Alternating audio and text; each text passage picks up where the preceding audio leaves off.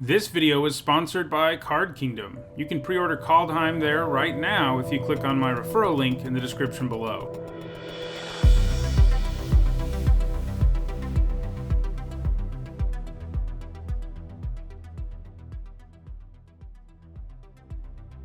Hi everyone, I'm Nitsa, and today I'm continuing with my Kaldheim Limited set review. Yesterday we looked at white and today we're looking at blue. In this video, I will evaluate every blue card in the set with the limited formats in mind. I'm not talking about Commander or Standard or any other formats, just Draft and Sealed. After I'm done discussing each card, I use a letter grade system to sum up my thoughts. If you're new to my set reviews, there's an explanation of the grades in the description. Alright, let's get to the first blue card in Kaldheim. And we're starting pretty big because we're starting with the blue mythic rare god, who is Alrund, god of the cosmos, who for 3 generic and 2 blue is a 1/1 legendary creature god at mythic rare. He gets +1/+1 for each card in your hand and each foretold card you own in exile. And at the beginning of your end step, choose a card type, then reveal the top 2 cards of your library. Put all cards of the chosen type into your hand and the rest on the bottom of your library in any order. Like all the gods in Kaldheim, Alrund is a double-faced modal card, which means you have 2 choices with this card. One side is this Alrund side I just talked about, and the other side is Haka, Whispering Raven, which is a mythic rare legendary creature bird. It's a 2/3 with flying, and when it deals combat damage to a player, you return it to its owner's hand, then scry 2. Keep in mind with these modal double-faced cards, there's not any transforming like we see on some double-faced cards. You choose one side or the other, and that's what it is. So, this is a pretty cool design for a modal double-faced card. On one side you have the cheaper spell, one that is reasonably efficient, and even gives you some nice card selection with scry. But what's really cool about it is that if it hits an opponent, you not only scry, but you also return it to your hand, giving you the chance to play Alrund on a later turn, or, that exact same turn. Now, normally, creatures who have power and toughness equal to the cards in hand aren't amazing and limited, since you just don't usually hoard a bunch of cards in that format, but by adding the Raven side to the mix and the Foretold upside, as well as a powerful card draw effect every turn, Alrund is obviously really, really good. I still have a hard time coming all the way around on this card by calling it a bomb. He will likely be a 1/1 or 2/2 way more often than you'd think, and while his ability to draw you cards is going to be great, he will be small a little too often for straight-up bomb status. I'm giving him a B+. Next up, it's Alrund's Epiphany, which for 5 generic and 2 blue is a mythic rare sorcery, and it creates 2 1/1 bluebird creature tokens with flying. You take an extra turn after this one, and you exile Alrund's Epiphany. And it has the Foretell mechanic that Alrund, the god that we just looked at, deals with. With Foretell, you pay 2 generic mana and you can exile a card from your hand if it has Foretell, and then later in the game, you can cast it for its Foretell cost. So, Time Walk effects are always super strong, but also really expensive. Alrund's Epiphany does a couple of things that make it better than your typical 7 mana Time Walk, though. One of these is that it actually adds to the board, and sure, it just adds a couple of bird tokens, but adding to the board at all when the effect is this powerful is a big deal. We've seen other Time Walks that make creatures, like the one with Awaken, and it was pretty nice. The other nice thing about Alrund's Epiphany is that with Foretell, you can actually cast it a little earlier. Now, note that unlike some cards with Foretell, this one doesn't cost the same total mana. It actually costs 1 more, between the 2 mana to Foretell it and the 6 mana to cast it, but that will usually be worth getting it down a turn earlier. I don't think this is a bomb after all. It does generally need to have at least a decent board state, but it's still really good. I'm giving it a B. Next up, it's Annul, which for 1 blue mana is a common instant, and it says counter target artifact or enchantment spell. This is a reprint, and it isn't really one that is here to be played in limited. It's for constructed sideboards. It will be a rare thing in this format for people to have enough targets for this to be worth running. You might bring it out of your sideboard on occasion, but even then, it doesn't seem that likely to me. It's way better to have cards that destroy these types of permanents rather than counter them, because you can draw the removal after the fact and be okay. You have to have this in your hand at the exact right time for it to do something. This is an F in limited. Next up, it's Ascendant Spirit, which for 1 blue mana is a 1/1 snow creature. It's a spirit at rare. You can pay 2 snow mana and it becomes a spirit warrior with base power and toughness 2/3. You can pay 3 snow mana, and if it's a warrior, you put a flying counter on it, and it becomes a Spirit Warrior Angel with base power and toughness 4/4. And you can pay 4 snow mana, and if it's an angel, put 2 +1/+1 counters on it, and it gains whenever this creature deals combat damage to a player, draw a card. So something to keep in mind about all of this snow mana is that unlike most lands in Limited, basic lands in Limited, you can't just put snow lands in your deck after the draft. You're going to have to draft them, and that makes costs like this look really difficult to achieve. And yeah, how good this is will be determined, obviously, by how easy it is to draft snow lands and other snow sources. I'm a bit skeptical, though, it'll be easy to pull off, and the efficiency of this card isn't that great to begin with, though it is a good mana sink for snow mana, but yeah, you need 2 snow mana just to make this a 3 mana 2/3, and that's not great. If you get the second ability, you have now paid 6 mana for a 4/4 flyer, also not amazing. Then you eventually get to something you pay a total of 10 mana for, and it's a 6/6 flyer that draws you a card when it does damage to a player. And yes, paying it in installments is a little bit different than just straight up paying the mana, but the fact is that this won't be particularly good early because you'd rather be going wide than tall in most cases, and you're just not going to have snow mana early most of the time. It will be more attractive late, but really only if you have enough snow sources to really make it work, and even then you can really get blown out by an opponent just letting you sink mana into it even though they have a removal spell waiting. Some people will look at this and just imagine playing it on turn 1 and using each ability on subsequent turns, and that would be sweet, but it's just not going to happen. So yeah, I don't think this is bad exactly, but I don't think it's good either. It's risky and inefficient, and it asks you to have a bunch of snow mana, which is definitely not going to be easy. I think it's just a C, and I feel like if anything, I'm overrating it. Next up, it's Augury Raven, which for 3 generic and a blue is a 3/3 bird at common. It's got flying and foretell for 1 generic and a blue. A 4 mana 3/3 flyer is pretty good and limited, and this little common has more upside than that. Because of foretell, you can spread the cost of the card across 2 different payments, and while it won't always make sense to do that, there will be times where it helps you be really efficient with your mana. Like if you want to play a 3-drop and foretell that instead of casting it that turn, or if you have nothing to do on your turn 2 or 3, foretelling this lets you pay less mana for it on a turn later. A 4 mana 3/3 flyer on its own is at least a C+, and I think adding foretell here does enough to push it into the lower range of first pickable. This is one of Blue's better commons, and I'm giving it a B-. Next up, it's Avalanche Caller, which for 1 generic and a blue is a 1/3 snow creature, human wizard at uncommon, and you can pay 2 generic mana and target snow land you control becomes a 4/4 elemental creature with hexproof and haste until end of turn. It's still a land. So this is a pretty powerful mana sink for the late game. If you're flooding out, it's no problem. As long as you have a few snow lands, you can just turn them into fairly formidable 4/4 creatures and send them at your opponent. It will be difficult to use the ability early, and that certainly suppresses how good this card is, but at least it's also a 2 mana 1/3, which isn't the most horrendous thing ever with this significant of upside. Unlike some of the other snow cards in the set too, this really only needs you to have 1 snow land to be doing stuff, and I think that's a reasonable expectation. Still, it really only has an impact late, and even then a 4/4 may not have a major impact on the board, giving it a C+. Next up, it's Behold the Multiverse, which for 3 generic and a blue is a common instant, and it says scry 2, then draw 2 cards, and it has foretell for 1 generic and a blue. So 4 mana for an instant speed scry 2 and draw 2 is usually pretty close to being a first pickable card when we've seen it in the past.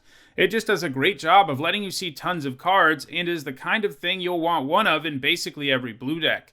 Adding foretell to the mix makes it even better, especially because, in this case, you're not paying extra mana, you pay the same amount, just in 2 installments, and that's great. This is an excellent common, and I think in the lower range of first pickable. It's worth noting that running more than one of these can be a bit risky, since even with foretell, they aren't the best thing ever to have in your opening hand, and they don't really impact the board in any meaningful way, but still, that first copy should be pursued like a B-. Next up, it's Bergstrider, which for 4 generic and a blue is a 4/4 giant wizard at common, and it's a snow creature. And when it enters the battlefield, you tap target artifact or creature an opponent controls, and if snow mana was spent to cast it, that permanent doesn't untap during its controller's next untap step. I always like this kind of creature that taps something down when it comes into play, but they are usually only at their best if they can lock the creature down for a turn 2. And Bergstrider won't always do that, but it will do it often enough. And this is another card, by the way, where you just need 1 snow land and you get the payoff. And hey, at least it does something even if you don't have the snow mana. Tapping something down even without the snow mana can enable an attack you didn't have otherwise, and tapping something down for a turn can really swing a race in your favor, since that a creature won't be blocking or attacking. This is certainly beefier than most of these tap-down creatures we've seen too, it has good enough stats to be imposing on some board states. I think the first copy of this is going to be a nice fit for most blue decks. I'm giving it a C+. Next up, it's Bind the Monster, which for 1 blue is a common enchantment aura. It's got enchant creature, and when it enters the battlefield, you tap the enchanted creature. That creature deals damage to you equal to its power, and enchanted creature doesn't untap during its controller's untap step. Well, this has some serious Norse mythological flavor, something I'll be talking about in a top 10 next week, but for now, let's just talk about this card in Limited. I like it. Blue does not often get super efficient auras that are capable of getting a blocker out of the way with no problem, and in general, it just doesn't usually get removal that can straight up shut down most creatures, but that's what this is. For 1 mana, this can deal entirely with most creatures, and sure, you're going to take some damage, and it doesn't shut down static abilities, but I think it's worth it for the efficiency. There will be times where you just can't take that kind of damage, but most of the time, it will be what you want to do. I think this is premium removal, in blue no less. I'm giving this a B-. You can first pick it in weaker packs. Next up, it's Brine Barrow Intruder, which for 1 blue mana is a 1/2 human rogue at common. It's got flash, and when it enters the battlefield, target creature an opponent controls gets -2, -0 until end of turn. This card seems pretty solid to me. Flashing in and shrinking something enough for it to kill it will be pretty nice, and granted, it can only do that on 3/1s or smaller on its own, but it isn't that far-fetched. That's what it can do in the early game. In the late game, it can have more of an impact by completely wrecking combat on a complex board state, since it can suddenly shrink a creature who is going to win its combat, and then make your creature survive, in addition to adding a 1/2 to the board. These cards are certainly sort of situational, and it doesn't have a creature type that matters a whole lot in this set, but I think the first copy of this seems solid in most blue decks. I'm giving it a C. Next, it's Kazuma, God of the Voyage, who for 2 generic and a blue is a 2/4 legendary god at rare, and it says at the beginning of your upkeep you may exile Kazuma. If you do, it gains whenever a land enters the battlefield under your control. If Kazuma is exiled, you may put a Voyage counter on it. If you don't, return Kazuma to the battlefield with X +1/+1 counters on it and draw X cards, where X is the number of Voyage counters on it. And, like all the gods in this set, it's a double-faced modal card, and the other side is the Omen Keel, a 1 generic and blue mana rare legendary vehicle. It's a 3/3, and when it deals combat damage to a player, that player exiles that many cards from the top of their library. You may play lands from among those cards for as long as they remain exiled, and it has crew 1. So there are several cards in this set that feel strange as far as the color pie goes, and a blue card outside of Zendikar caring about lands is a little bit weird, but, that doesn't matter for Limited at all, just strange in terms of design. Anyhow, to get back to Limited, both sides of Kazuma are things I would be interested in playing. On the front, you have a 3 mana 2/4, and you'll leave Kazuma in play if you really need the body, but in an ideal world, you'll exile Kazuma for a few turns, play some lands, and bring her back later as a bigger creature that reloads your hand. Sometimes you just won't have time for that, and that means you may have to live with the 3 mana 2/4, or you can cast the vehicle side, which is reasonably efficient, crews for only 1 mana, and helps you steal lands from your opponent's library, and those are all things that I like. I don't quite think Kazuma is a bomb. It takes too long for it to do its thing, for it to ever really help you out if you're far behind, but at parity or if you're ahead, she's going to do a lot to improve your chances of winning. I'm giving Kazuma a B+.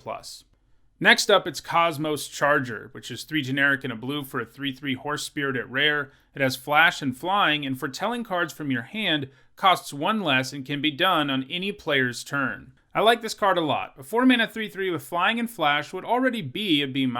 It has enough size that flashing it in and blocking a smaller creature will not be an uncommon occurrence, and then it has some nice stats for threatening the opponent in the air. Then you add in a number of things, like the possibility of using Foretell with it, and the fact that it reduces the cost of Foretell and lets you foretell at instant speed, and you have a really, really good card. This is a card where the overall investment for Foretell will end up being more than you would pay for it if you were casting it, but because you can cast it from exile for only 2 generic and a blue, it does allow you to pay less mana the turn you do decide to cast it, and that can be especially relevant when you want to flash it in. All in all, this is a nice rare, and one that you will first pick regularly, giving it a B.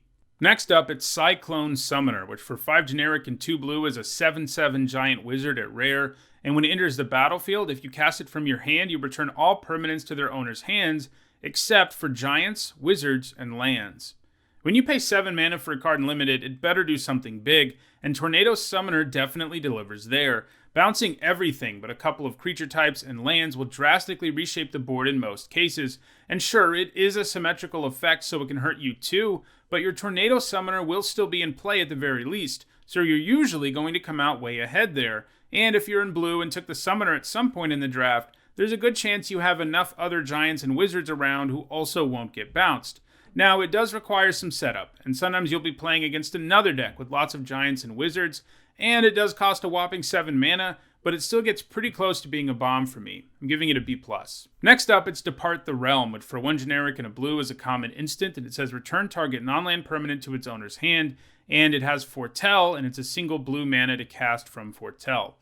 2 mana to bounce non-land permanents at instant speed is usually about a C. Bounce spells won't always straight up trade for a card, but the tempo they give you can be worth it, and sometimes you can get one of your opponent's cards with this if you bounce something that they are using a trick on or putting an aura on.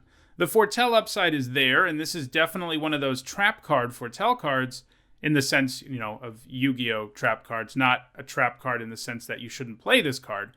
But either way, I don't think this gets more than a C. Next up, it's Disdainful Stroke, which for 1 generic and a blue is a common instant that says counter target spell with converted mana cost 4 or greater. This is a card we've seen a lot of, and generally I don't like it in Limited. It does kind of depend on how the format shakes out, but it's a little too narrow of a counterspell for me. It often won't have enough targets, and that's a problem. I'm giving it a D. If you're playing best of 3, it's probably a C out of the sideboard. Next up, it's Draugr Thought Thief, which for 2 generic and a blue is a 3/2 zombie rogue at common, and when it enters the battlefield, you look at the top card of target player's library. You may put that card into their graveyard.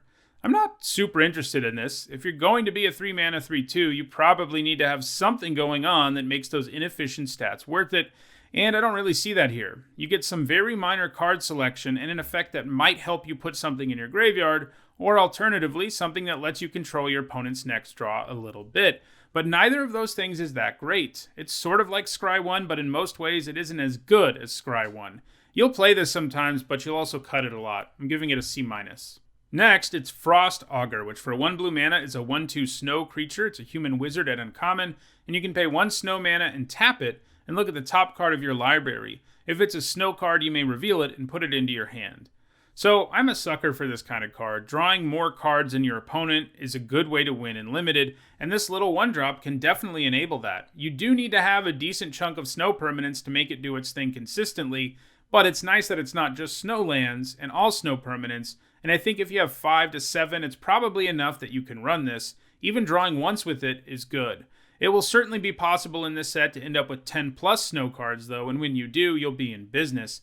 I think that this does need a build-around grade. In a typical deck in the format, which may have about 5 snow permanents, it's probably a C, but in a deck that really gets there on snow, this will be capable of taking games over for you, and you can't say that about a lot of 1-drops. I think it's a B- in decks like that, which means it's definitely worth speculating on early. Next, it's Frost Peak Yeti, which for 3 generic and a blue is a 3/3 snow creature. It's a Yeti at common, and you can pay 1 generic mana and 1 snow mana, and it can't be blocked this turn. So this is a hill giant that can become unblockable if you have some snow mana. That certainly isn't a good card, but if you're in a controlling snow deck and you need a win condition, well, you probably hope this isn't it, but it can do the job if you need it to. I think you cut this a little more often than you play it, giving it a C-. Next up, it's Frostpyre Arcanist, which for 4 generic and a blue is a 2/5 giant wizard at uncommon, and it costs 1 less to cast if you control a giant or a wizard. When it enters the battlefield, you search your library for an instant or sorcery card with the same name as a card in your graveyard, reveal it, put it into your hand, and then shuffle your library. This type of design always interests me, and by this type, I mean cards that pay you off for having multiple copies of the same card in your deck. The Giant deck, which is blue-red, is also a spells deck, so this fits in very nicely. It costing 4 won't be that far-fetched, and a 2/5 isn't too shabby for that kind of mana. So what do you need to do to consistently trigger the enter the battlefield ability and actually get to draw a card too? Well, I would think you probably need at least 2 sets of duplicate spells, and ideally cheap ones, so that it's more likely when you play this, one of them is in your graveyard. If you can get this to draw a card for you even like half the time, you're going to be pretty happy with this card. I do think I want to give this a build-around grade because the gap between how this performs in a typical blue deck and how it performs in a deck with 2 or 3 sets of duplicate spells is wide enough to make that necessary. This is probably a C in a typical blue deck, which will be able to reduce its cost and maybe trigger the ability on rare occasions, and probably a B- in a deck with 2 or more sets of cheap spell duplicates. Next up, it's Giant's Amulet, which for 1 blue mana is an uncommon artifact equipment. When it enters the battlefield, you can pay 3 generic and a blue, and if you do, you create a 4/4 blue giant wizard creature token, and then attach Giant's Amulet to it. And the equipped creature gets +0/+1, and this creature has hexproof as long as it's untapped, and it has an equip cost of 2 generic mana. This is a neat design for equipment. There's a whole cycle of uncommon equipments that come into play, and you give you the option of paying extra mana to create a creature token for the equipment to then attach to, and I think this might just be the best in the cycle. This is something of a split card. You can play it early as just the equipment, like if you desperately need to give hexproof to something, but most of the time you'll want to wait until later, when it amounts to being a 5 mana 4/5 with hexproof that leaves equipment behind. It has been a bit since we've seen a decent hexproof card in Limited at lower rarity, but that's what we have here, so get ready to be frustrated sometimes. Hexproof creatures are a great place to put auras and the like, and sometimes will just end games. This creature doesn't have evasion or anything, but 5 mana for a 4/5 hexproof is a deal I would take every day if that's all this card was. On top of that, it also has the equipment upside. You know, having your 4/5 die one way or another and then being able to give something else hexproof is no joke. I think this is, again, the best in this cycle. I think it's the only one of them that I would consider first picking, giving it a B-.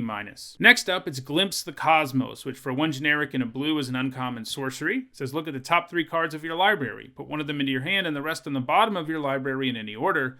And as long as you control a giant, you can cast it from your graveyard by paying 1 blue mana rather than paying its mana cost. If you cast Glimpse the Cosmos this way and it would be put into your graveyard, exile it instead. So, if you have 0 giants in your deck, this is a sorcery speed Anticipate, which is the kind of card that makes the cut when you're low on playables, so like a D+.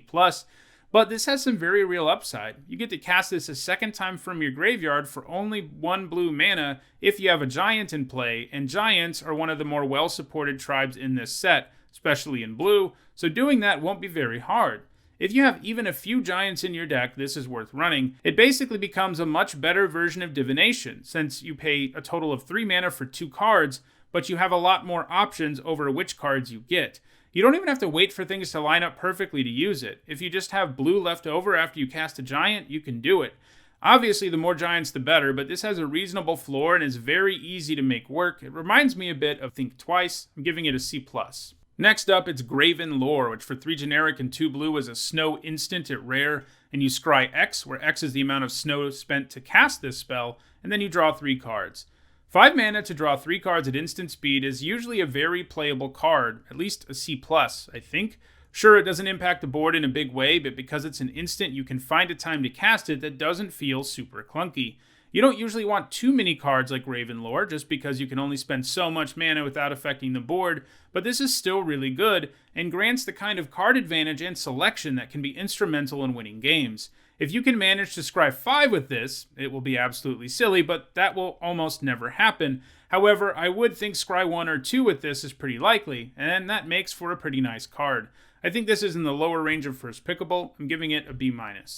Next up, it's Icebind Pillar, which for 2 generic and a blue is an uncommon snow artifact, and you can pay 1 snow mana and tap it to tap target artifact or creature. So this is basically the snow version of Icy Manipulator. Come to think of it, it's kind of weird Icy Manipulator isn't snow in the first place. But anyway, this type of card is always pretty good and limited. It often amounts to a removal spell that is flexible enough to allow you to switch which creature you use it on, and also flexible enough to use it defensively or aggressively. And even though it costs snow mana, it does only ask for 1, so it isn't super crazy. That said, the times where you play this and don't have snow mana, it will be abysmal, and that will happen even in snowier decks. Icy Manipulator is usually a straight up B, but I think the mana requirement here is enough to push this down to a C+. If snow mana is even easier to get than I'm expecting, this will definitely move up. Next, it's Icebreaker Kraken, which for 10 generic and 2 blue is an 8/8 snow creature, Kraken at rare. It costs 1 less to cast for each snow land you control. When it enters the battlefield, artifacts and creatures target opponent controls don't untap during that player's next untap step. And he has an activated ability where the cost is returning 3 snow lands you control to their owner's hand, and then you return Icebreaker Kraken to its owner's hand. It is pretty rough that this Kraken only cares about snow lands for reducing its mana cost. They were probably, I guess, a little scared about Constructed, where this would suddenly feel like a card with affinity for snow. But it's not good news for this card in Limited.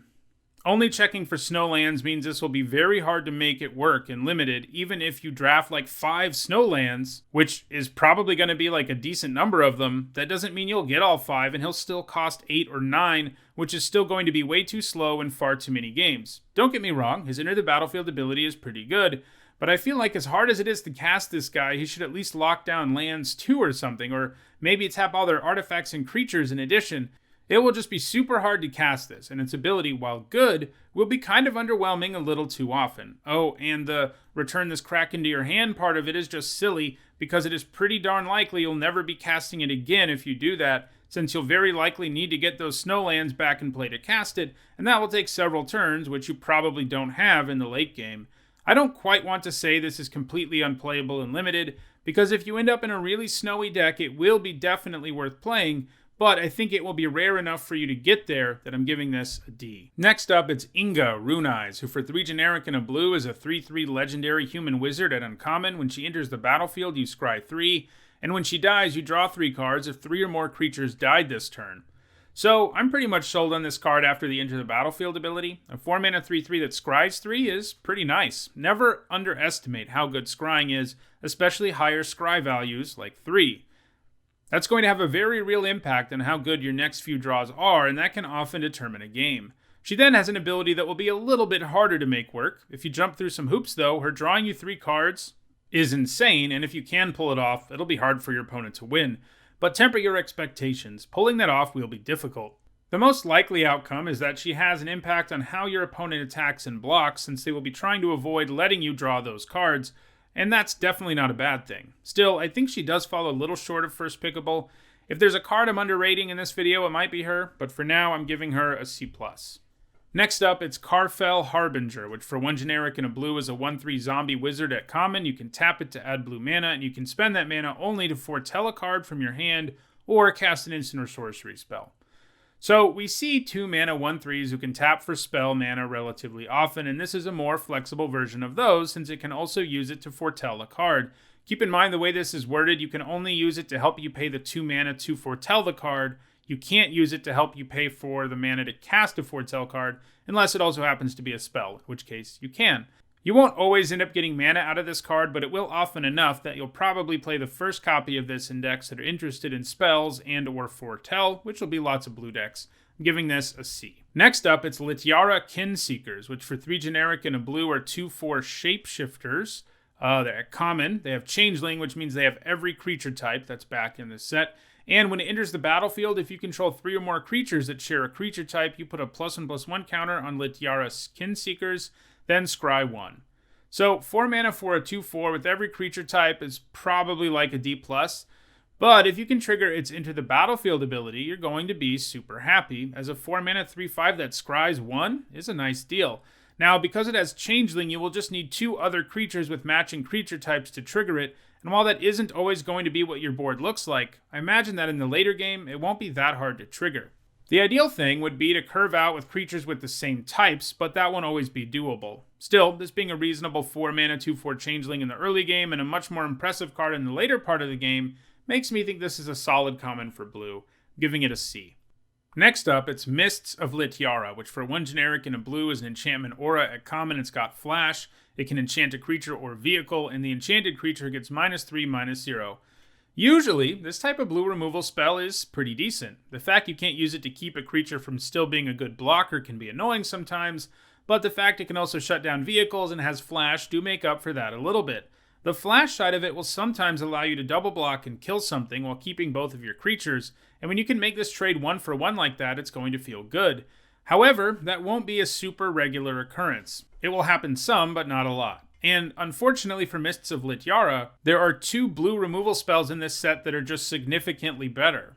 One of them we've already seen, and another one we're going to see later in this video. I think you'll play this if you're really desperate for removal, but it's so situational that it isn't the greatest card ever. And, that's probably a bit of an understatement because I think it's probably just a C-. Next up, it's Mistwalker, which for 2 generic and a blue is a 1/4 shapeshifter at common. It's got changeling, flying, and you can pay 1 generic and a blue, and it gets +1/-1 until end of turn. 3 mana 1/4 flyers tend to be pretty okay in decks that are interested in a defensive creature, and they can even get in for 1 reasonably well, so adding changeling upside as well as the ability to raise its power and lower its toughness make this a pretty nice little common. It can represent some very real damage in the air when you need it to, while also starting out with good defensive stats. I think this is a C+. Next up, it's Mystic Reflection, which for 1 generic and a blue is a rare instant, and it says choose target non-legendary creature. The next time 1 or more creatures or planeswalkers enters the battlefield this turn, they enter as copies of the chosen creature, and it has Foretell for 1 blue mana.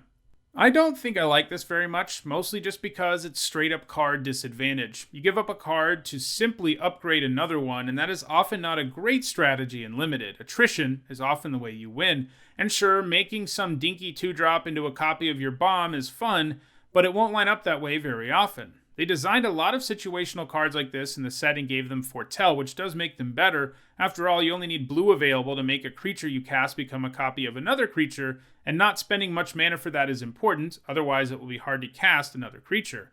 And you can even do it with your opponent's creatures, which can be worthwhile. Now, I don't think this is unplayable, I just think a lot of people will see this and get best case scenario tunnel vision, and that's just not how this will pan out. I think I'm going to start this out as a C. Next up, it's Orval, the All form, which for 3 generic and a blue is a 3/3 legendary shapeshifter at Mythic Rare. It has Changeling, and whenever you cast an instant or sorcery spell, if it targets 1 or more other permanents you control, you create a token that's a copy of one of those permanents. When a spell or ability an opponent controls causes you to discard a card, create a token that's a copy of target permanent. So a 4 mana 3/3 with every creature type, if we stop there, is probably a C-, maybe a C. The set does have tribal stuff going on. This card does have a whole lot more text than that, but most of the time it will be hard to make matter in Limited. You'll be needing to run combat tricks to take full advantage of this, and this does take away some of the major risk of combat tricks since it will make copies of the things you target, but blue is not exactly a color renowned for its combat tricks. Obviously, you won't be mono blue and you can pick them up elsewhere. I'm just saying it won't be the easiest thing to make happen. The discard clause will almost never happen either. I think overall, this Mythic is a bit of a bummer to open for Limited since I think it falls short of being first pickable, even in weaker packs, though he does have some pretty nice combat trick upside. I'm giving him a C+. Next up, it's Pilfering Hawk, which for 1 generic and a blue is a 1/2 snow creature bird at common. It's got flying. You can pay 1 snow mana and tap it to draw a card and discard a card. This is a snow creature that can loot for a single snow mana, and that seems pretty alright to me. Looting is always a solid effect in Limited as it allows you to improve your card quality over the course of the game. On top of that, it's evasive, which means it can chip away in some damage early when you might not have snow mana, and in the later part of the game it will be well positioned to help you loot. I think this is a solid card. I'm giving it a C. Next up, it's Raven form, which for 2 generic and a blue is a common sorcery, and it says exile target artifact or creature. Its controller creates a 1/1 blue bird creature token with flying, and it has Foretell for a single blue mana. So this kind of card always seems to underperform, and by these kinds of cards, I mean cards that remove something but give your opponent a creature in its place. The efficiency is nice, and it can deal with artifacts and creatures, but don't underestimate the downside of giving your opponent a 1/1 flyer. That makes it so you aren't exactly getting a straight up 1-for-1 with the card, and aggressive decks will be especially annoyed that their removal spell still leaves a blocker around. I'm not saying this card is bad, it isn't. It's cheap and can deal with lots of things. It also comes with Foretell upside, which is nice, but for now, I don't think it reaches the premium range of removal. I've seen too many cards like this not quite reach that level. I'm giving it a C+. Next, it's Reflections of Lityara, which for 4 generic and a blue is a rare enchantment. When it enters the battlefield, you choose a creature type, and whenever you cast a spell of the chosen type, copy that spell. So, if you're in a heavy tribal deck, and hey, there's a decent chance you are, this is certainly worth playing. Making token copies of all your creatures of a chosen type is great. That said, unlike some tribal payoff things in this set, Reflections of Lityara is something you can probably only play when you really get there on a single creature type. I'm talking like 10 or more cards. This is because it has a significant downside, which is the fact that the turn you play it, it doesn't do anything. That means you really have to be able to untap and utilize it immediately, and if you can't, if you play this on a turn and use up your whole turn to do it, and then don't have a card of the right creature type, you're probably dead. So I do think a build around grade is necessary here, because you can't get away with 4 or 5 creatures with the same creature type with this. You need to be going really, really hard into one creature type. I'm going to say it's a D in your typical blue deck in the format, but a B in a deck that can really abuse it. For me, that means it is worth taking early sometimes, even though it can be a little bit hit or miss. The good news for Reflections of Lityara is that every color pair in this set has a heavy tribal theme. Even if there aren't payoffs for the specific creature type, each of the different realms of Kaldheim is represented by a color pair, and there is a specific race living on each of those different realms, and you'll just turn out to have lots of cards with the same creature type depending on whatever color pair you're in. So it'll work a decent amount of the time, but I do still think you need to be cautious. Next up, it's Run Ashore, which for 4 generic and 2 blue is a common instant, and it says choose one or both. The owner of target non-land permanent puts it on the top or bottom of their library, or return target non-land permanent to its owner's hand. Blue often gets an expensive spell that lets you bounce a couple things, and it's always a decent card, and I think that's what we're looking at here. One nice thing here is that one of the permanents will go back to the top of the opponent's library, which means you're actually trading 1 for 1 with Run Ashore instead of just getting some tempo. Speaking of tempo, you can often find situations where paying 6 mana results in bouncing more than 6 mana worth of stuff for your opponent, and that's nice too. You can, of course, also use it on your own stuff if you can get benefits out of it, and that sometimes is the case. This can really help a blue deck stabilize or potentially in the game. Take note that it is an instant. Lots of previous cards we've seen like this have been sorceries, and that does open up the chance for some more significant blowouts. That said, it has a very high converted mana cost, and it's not really something you can ever afford to play more than one of, but I think that first copy will be played often enough for this to be a C. Next up, it's Rune of Flight, which for 1 generic and a blue is an uncommon enchantment or a rune. It's an enchant permanent. When it enters the battlefield, you draw a card. If the enchanted permanent is a creature, it has flying, and if the enchanted permanent is an equipment, it has equipped creature has flying. So, as I said yesterday, the runes are a very playable cycle of auras, and I think this one is probably the best of the bunch. The cycle overcomes the downside of auras by having cantrips attached to the effect, so getting 2 for 1 is much less likely. We've seen 2 mana auras that grant flying and cantrip in other sets, and they've been at around a C, and this is strictly better than that. For one thing, it can also go on equipment, which will sometimes be the right thing to do since being able to move flying around can be a big deal. For another thing, in a really dire situation, you can actually attach this to a land to draw the card, like if you're stuck on 2 mana and in trouble. Like I said, I think this is the best rune of the cycle. Flying is just so much better than the other keywords. I'm giving it a C+. Next up, it's Saw It Coming, which for 1 generic and 2 blue is an uncommon instant. It says counter target spell, and it has Foretell for 1 generic and a blue. This is another one of those you've activated my trap card Foretell cards. Because it's an instant, you can cast it directly from exile, and being able to do it for only 2 mana is pretty nice. Sure, your overall investment will have been 4, which isn't the best in terms of efficiency, but leaving up 2 mana for this is going to be far easier than leaving up 3. If you know me, you know I'm not usually a lover of counter magic in limited, since you have to use it during a very specific window for it to actually do something, but I think this ends up being efficient enough in the end that it will be a counterspell you want to run, especially in Foretell decks. It still has all the downside counterspells in limited have, but by decreasing the amount of mana you pay to cast it from Foretell, that downside is definitely reduced. I'm giving this a C+. Next up, it's Strategic Planning, which for 1 generic and a blue is a common sorcery. It says look at the top 3 cards of your library, put one of them into your hand, and the rest into your graveyard. This is a reprint of a little-known card from Portal 3 Kingdoms, and it's also similar to a whole bunch of different cards we see on a regular basis. For 2 mana, you get some card selection and some help loading your graveyard. These types of spells that just let you go 1 for 1 are always easy to cut as their effects are minimal. They aren't bad, but like you'd probably rather have a 2-drop creature in most decks than this. I'm giving this a D+. Next up, it's Undersea Invader, which for 4 generic and 2 blue is a 5/6 giant rogue. At common, it's got flash, and it enters the battlefield tapped. Well, one of the best things about flash is being able to ambush block, and you won't be able to do that here since it comes into play tapped. But it isn't the only benefit of flash. There's also just being able to add to your board when your opponent doesn't know that you can, plus all of the upside involved with being able to leave up mana for other effects. It's also a giant, and you'll be running it sometimes for that reason. But overall, this card doesn't seem too great to me. If you have lots of mana sinks and instants, it might get better, but for now, I'm giving this a D+. Well, those are all the blue cards in Kaldheim. Tomorrow I'll be back to talk about all the black ones. If you're interested in buying any of the cards in this video, you can pre-order Kaldheim at Card Kingdom. Just click on my referral link in the description below and it will take you to their store. If you enjoyed this video, do me a favor and like it and share it, as it will make it easier for other people to enjoy it too. If you want to make sure you catch the rest of this set review, don't forget to subscribe and turn on notifications. And if you're looking for the rest of the review, you should see the playlist on your screen now. Thanks for watching.